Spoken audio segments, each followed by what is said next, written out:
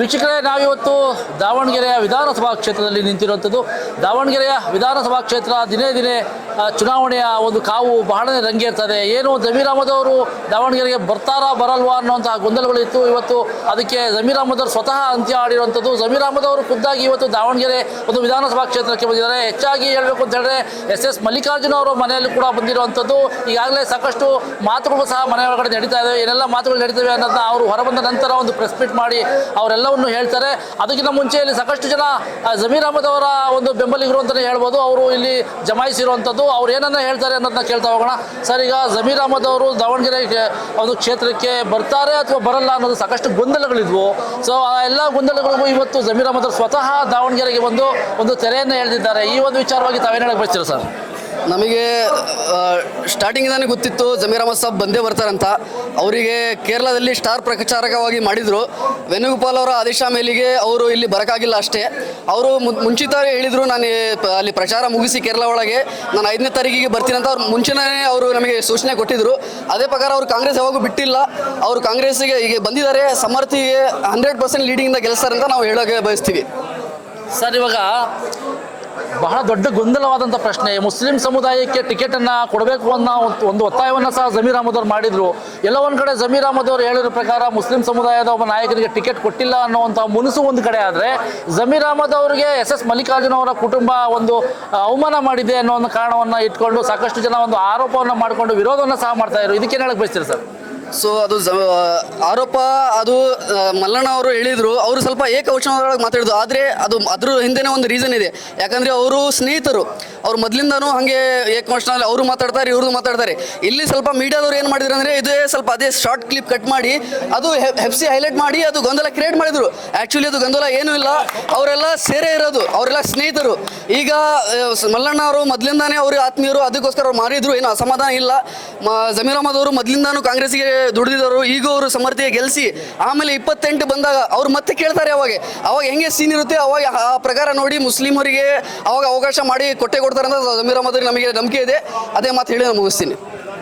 Sir, ಈಗ ಜಮೀರ್ ಅಹಮದ್ ಅವರು ಒಂದು ಹಕ್ಕೊತ್ತಾಯವನ್ನು ಮಾಡಿದ್ರೇನು, ಶಾಮನೂರು ಶಿವಶಂಕರಪ್ಪನವರು ಇದ್ದಂಥ ಸಂದರ್ಭದಲ್ಲಿ ನಂದು ಇದು ಕೊನೆಯ ಚುನಾವಣೆ, ಮುಂದಿನ ಚುನಾವಣೆಗೆ ಮುಸಲ್ಮಾನ್ ಸಮುದಾಯದ ಲೀಡರ್ಗೆ ಒಂದು ಟಿಕೆಟನ್ನು ಕೊಡಬೇಕು ಅನ್ನೋವಂಥ ಮಾತನ್ನು ಹೇಳಿದರು. ಆ ಪ್ರಕಾರ ಆ ಮುಸ್ಲಿಂ ಸಮುದಾಯಕ್ಕೆ ಟಿಕೆಟನ್ನು ಕೊಡಬೇಕು ಅನ್ನೋವಂಥ ಹಕ್ಕೊತ್ತಾಯವನ್ನು ಸಹ ಮಾಡಿದೆ. ಯಾಕಂದರೆ ದಾವಣಗೆರೆ ಒಂದು ಕ್ಷೇತ್ರದಲ್ಲಿ ಅಲ್ಪಸಂಖ್ಯಾತರು ಅಂದರೆ ಮುಸಲ್ಮಾನ್ ಸಮುದಾಯ ಅತಿ ಹೆಚ್ಚಾಗಿರೋದ್ರಿಂದ ಮುಸಲ್ಮಾನರಿಗೆ ಟಿಕೆಟ್ ಕೊಡಬೇಕು ಅನ್ನೋಂಥ ಸಾಕಷ್ಟು ಬೇಡಿಕೆಗಳು ಇದ್ವು. ಈ ಹಿಂದೆ ಸಾಕಷ್ಟು ಏನು ಸಾದಿಕ್ ಪೈಲಾನ್ ಅನ್ನೋವಂಥವ್ರು ಕಣಕ್ಕಿಳಿದಿದ್ರು, ಅವರೇ ಕಣಕ್ಕೆ ಬಂದರು, ಮತ್ತು ಬೆಂಬಲ ಕೊಟ್ಟರು. ಬೆಂಬಲ ಆದ ನಂತರ ಅವರು ತಗೊಂಡು ಇವತ್ತು ಕಾಂಗ್ರೆಸ್ಗೆ ಬೆಂಬಲವಾಗಿ ನಿಂತಿರುವಂಥದ್ದು. ಈ ಎಲ್ಲ ಗೊಂದಲಗಳ ಮಧ್ಯದಲ್ಲಿ ಸಮರ್ಥ್ ಗೆಲ್ತಾರಾ ಅಂತ?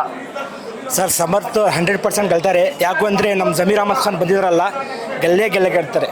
ಯಾಕಂದರೆ ನಾವು ಭಾಳ ಜಮೀರ್ ಅಹಮದ್ ಖಾನ್ ಅಭಿಮಾನಿ ಬಳಗ ಅವರು ಭಾಳ ಜನ ಇದ್ದಾರೆ. ಪ್ಯಾನಲ್ಸ್ಗೆ ಹೋಗಿಲ್ಲ, ಕ್ಯಾಂಪೇನಿಂಗ್ ಮಾಡಿಲ್ಲ. ಯಾಕಂದರೆ ಜಮೀರ್ ಅಹಮದ್ ಖಾನ್ ಬಂದಿಲ್ಲ ಅಂತ. ಈಗ ನಮ್ಮ ಬಾಸ್ ಬಂದಿದ್ದಾರೆ ಅಂತಾರಲ್ಲ, ಈಗ ನಾಳೆಯಿಂದ ನೀವು ನೋಡ್ರಿ ಹೆಂಗಾಗ್ತಂತ. ಒಂದು ಲೀಡಿಂಗ್ದಲ್ಲಿ ಒಂದು 20,000 ಲೀಡಿಂಗ್ದಲ್ಲಿ ಸಮರ್ಥ್ ಗೆಲ್ತಾರೆ ಅಂತ ನಾನು ಹೇಳೋಕ್ಕೆ ಇಷ್ಟಪಡ್ತೇನೆ. ಸರ್, ಇವಾಗ ದಾವಣಗೆರೆ ವಿಧಾನಸಭಾ ಕ್ಷೇತ್ರದಲ್ಲಿ ಈಗಾಗಲೇ ಮತಗಳು ತುಂಡಾಗುವಂಥ ಭೀತಿಗಳು ತುಂಬ ಹೆಚ್ಚಾಗಿ ಕಾಣ್ತಾ ಇದೆ. ಯಾಕಂತಂದರೆ SDPI ಕೂಡ ತಮ್ಮ ಅಭ್ಯರ್ಥಿಯನ್ನು ಕಣಕ್ಕಿಳಿಸಿದೆ. ಪಕ್ಷೇತರ ಅಭ್ಯರ್ಥಿಯಾಗಿ ಇನ್ನೊಬ್ಬರು ಸಹ ನಿಂತಿದ್ದವರಿಗೆ CM ಇಬ್ರಾಹಿಂ ಆಗಿರ್ಬೋದು, ಬೇರೆ ಬೇರೆ ಮುಖಂಡರುಗಳು ಬೆಂಬಲವನ್ನು ಕೊಡ್ತಾ ಇದ್ದಾರೆ. ಅದ್ರ ಜೊತೆಯಲ್ಲಿ ಸಮರ್ಥಗೂ ಸಹ ಸಾಕಷ್ಟು ಬೆಂಬಲ ಇದೆ. ಮುಸಲ್ಮಾನ್ ಸಮುದಾಯ ಕಡೆಯದಾಗಿ ಎಲ್ಲ ಭಾಗಗಳಲ್ಲೂ ಒಂದು ಭಾಗಗಳಾಗಿ ಭಾಗಿಯಾಗ್ಬಿಟ್ಟಿದ್ದಾರೆ. ಅಂದರೆ ಅಲ್ಲೊಂದು ಸ್ವಲ್ಪ ಜನ, ಇಲ್ಲೊಂದು ಸ್ವಲ್ಪ ಜನ, ಪರಾನೂ ಇದೆ, ವಿರೋಧನೂ ಇದೆ. ಈ ಎಲ್ಲ ಗೊಂದಲಗಳಲ್ಲಿ ಮತಗಳು ತುಂಡಾದಂಥ ಪಕ್ಷದಲ್ಲಿ ಎಲ್ಲೋ ಒಂದು ಕಡೆ BJP ಇಲ್ಲಿ ಗೆಲ್ಲುತ್ತೆ ಅನ್ನೋ ಮಾತುಗಳು ಸಹ ಕೇಳಿಬರ್ತಾ ಇದೆ. ಇದಕ್ಕೇನು ಹೇಳ್ತೀರಾ? BJP ಗೆಲ್ಲಲ್ಲ ಸರ್. ಯಾಕಂದರೆ ನಮ್ಮ ಶಾಮನೂರು ಶಿವಶಂಕರಪ್ಪ ಅವರು ಭಾಳ ಕೆಲಸ ಮಾಡಿದ್ದಾರೆ. ನಮ್ಮ ಕಾನ್ಸ್ಟಿಟ್ಯೂನ್ಸಿಗೆ ಭಾಳ ಅಭಿವೃದ್ಧಿ ಮಾಡಿದ್ದಾರೆ. ನಾವು ಹೇಳೋಕ್ಕೆ ಒಂದೇ ಇಷ್ಟಪಡ್ತೇನೆ, ಈಗ ಜಮೀರ್ ಅಹಮದ್ ಖಾನ್ ಇದ್ದಾರೆ, ಎಲ್ಲ ಯಾರ್ಯಾರು ಇಂಡಿಪೆಂಡೆಂಟ್ ಕ್ಯಾಂಡಿಡೇಟ್ ಇದ್ದಾರೆ, ಬೇರೆ ಯಾರು ಬೇಜಾರಿದ್ದಾರೆ ಎಲ್ಲರಿಗೂ ಸೇರ್ಕೊಂಡು ಕೆಲಸ ಮಾಡ್ತಾರೆ. ಕಾಂಗ್ರೆಸ್ ಗೆಲ್ತಾರೆ ಅಂತ ಹೇಳೋಕ್ಕೆ ಇಷ್ಟಪಡ್ತೀನಿ. ಆಮೇಲೆ ಇನ್ನೊಂದು ಮಾತು ಸಹ ಕೇಳಿಬರ್ತಾ ಇದೆ. ಬಹುಮುಖ್ಯವಾಗಿ ಶಾಮನೂರು ಶಿವಶಂಕರಪ್ಪನವರ ಕುಟುಂಬ ರಾಜಕಾರಣ 40 ವರ್ಷದಿಂದ ನಡೀತಾ ಇದೆ. ಈ ಬಾರಿ ಒಂದು ವೇಳೆ ಸಮರ್ಥ್ ಅವರೇನಾದ್ರು ಚುನಾವಣೆಯಲ್ಲಿ ಗೆದ್ದರೆ ಮುಂಬರುವಂಥ 2028ರ ಚುನಾವಣೆಯಲ್ಲಿ ಅವ್ರಿಗೆ ಟಿಕೆಟನ್ನು ಕೊಡ್ತಾರೆ. ಮತ್ತು ಮುಸಲ್ಮಾನರಿಗೆ ಅಲ್ಲೂ ಕೂಡ ಅನ್ಯಾಯ ಆಗುತ್ತೆ. ಹಾಗಾಗಿ ಈ ಬಾರಿ ಟಿಕೆಟ್ ಮುಸಲ್ಮಾನರಿಗೆ ಕೊಡಬೇಕು ಅನ್ನುವಂಥ ಹಕ್ಕೊತ್ತಾಯವನ್ನು ಸಾಕಷ್ಟು ಮುಸ್ಲಿಂ ಸಮುದಾಯಗಳು ಮಾಡ್ತಾ ಇರೋಂಥದ್ದು. ಈ ಒಂದು ಚುನಾವಣೆಗೆ ಬೆಂಬಲವನ್ನು ಸೂಚಿಸಿ ಬೇರೆ ಬೇರೆ ಭಾಗಗಳಿಂದ ಬಂದು ಮುಸಲ್ಮಾನರನ್ನು ಮನವೊಲಿಸುವ ಕೆಲಸ ಕೂಡ ಆಗ್ತಾ ಇದೆ. ಈ ವಿಚಾರವಾಗಿ ಹೇಳ್ತೀವಿ ಸರ್? ಇಲ್ಲ ಹೇಳೋಕ್ಕಾಗಲ್ಲ. ಯಾಕಂದರೆ ನಮ್ಮ ಪಾರ್ಟಿ ಹೈಕಮಾಂಡ್ ಪಕ್ಷ ಅವರು ಏನು ತೀರ್ಮಾನ ಮಾಡ್ತಾರೆ ನಾವು ಕಾರ್ಯಕರ್ತರು ಇದು ಫಾಲೋ ಮಾಡಬೇಕು. ನಾವು ಹೇಳೋಕ್ಕೆ ಇಷ್ಟ ಅಂದರೆ ಮುಂದೆ ನೋಡೋಣ ಅಂತ. ಈ ಸಲ ಈಗ ಸಮರ್ಥಿಗೆ ಗೆಲ್ಲಂತ ನಮ್ಮದು ಕಾನ್ಸ್ಟಿಟ್ಯೂನ್ಸಿ ಡೆವಲಪ್ಮೆಂಟ್ ಮಾಡೋಣ ಅಂತ ಹೇಳಕ್ಕೆ ಇಷ್ಟಪಡ್ತೀನಿ ಅಷ್ಟೇ.